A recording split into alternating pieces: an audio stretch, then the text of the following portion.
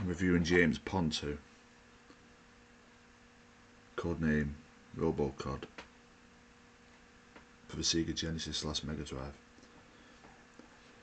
I've just recently beat this game. It took me about a week to beat because it can be challenging, but I'm not a fan of the game. I give it about 6 out of 10. It's just above average.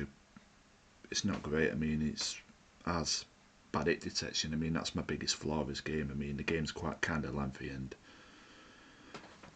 I've died like in parts where I shouldn't have died, like not bosses, enemies, where you hit them and you get hurt and you die. I mean, it's too easy to die in this game, and you only have 2 continues.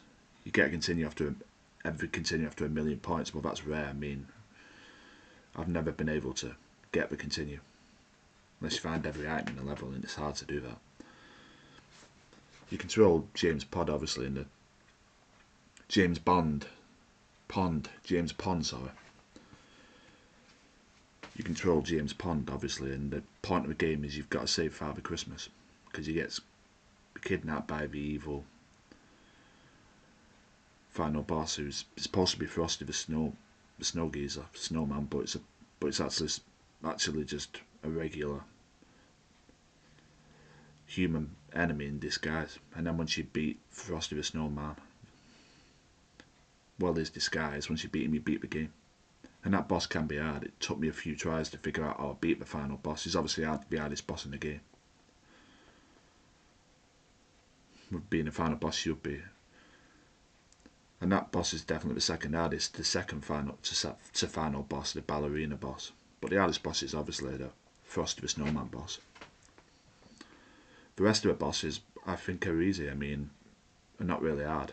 And it's not the lengthiest game, but it's a long game because takes like a while to beat each stage, but there's not that many stages in the game. It's like 3 acts and 5 worlds altogether, I think. So yeah, it took me about a week to beat this game. I give it a 6 out of 10. It's a game to be at it. I mean, it's fun, but I've played better. I mean, would I recommend the game? Yeah, give it a go. But it's not on the list of my favourite games ever made. I mean, maybe because I never played this when I was younger.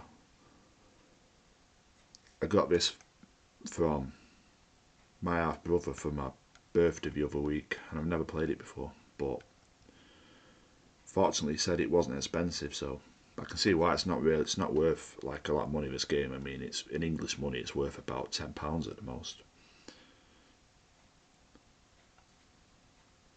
I don't know about James Pond 1. If I'm told there's a Genesis James Pond 1, I don't know anything about that. If that's better than this or worse, but this game I'm not a big fan. I give it a 6 out of 10.